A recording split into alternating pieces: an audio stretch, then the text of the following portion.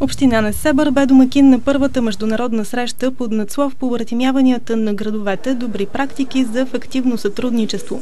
В препълнената конферентна зала на хотел Виго кметът на община Несебър Николай Димитров и областният управител Константин Гребенаров приветстваха делегациите, пристигнали от различни градове на България и представители на регионите Драма, Ксанти, Александрополис и Кавала в Гърция.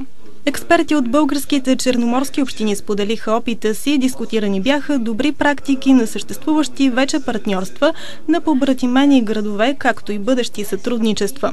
Обсъдени бяха идеи за нови съвместни проекти и международни инициативи, които могат да бъдат финансирани по програма Европа за гражданите на Европейската комисия.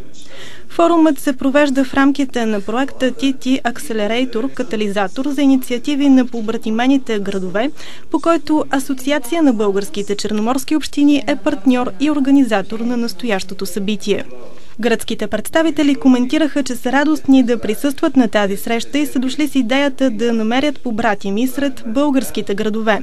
Николаус Михос, който е съветник по развитието на Асоциацията на общините в района на Ксанти, заяви своето желание за нови партньорства и с други градове в страната. Пред медиите говори и Марияна Кънчева, която е изпълнителен директор на българските черноморски общини. Тя съобщи, че могат да се сформират нови инициативи между градовете, а по този начин и да се кандидатства по европейски проекти. Една от първите презентации във форума бе на община Несебър.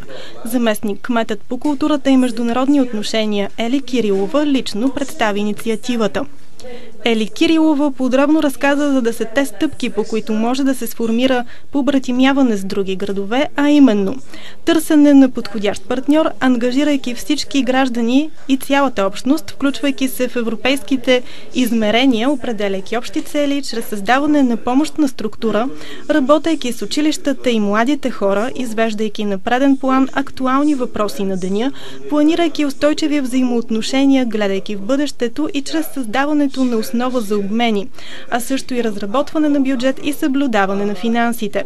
На срещата стана ясно, че Несебър вече има опит в побратимяването, включеният в организацията на ЮНЕСКО град си партнира с Охрид Македония, Котор Хърватска, Будапеща Унгария, Санкт Петербург Русия. На национално ниво Несебър е побратимен с Велико Търново. От 2008 година двата града споделят опит в управлението на културното си наследство, обменят културни продукти и програми. В резултат на това сътрудничество са сформирани дни на Несебър в Велико Търново и дни представящи Велико Търново в Несебър. В края на презентацията стана ясно, че Несебър ще кандидатства през следващата година за домакинство на 13-тият конгрес на ЮНЕСКО. Ели Кирилова добави, че идеята е Несебър да се сближава все повече с градовете към тази организация. Тя сподели, че Морската община подготвя филм за 3-годишната дейност на своите граждани доброволци и изрази удовлетворението си от работата, свършена до момента.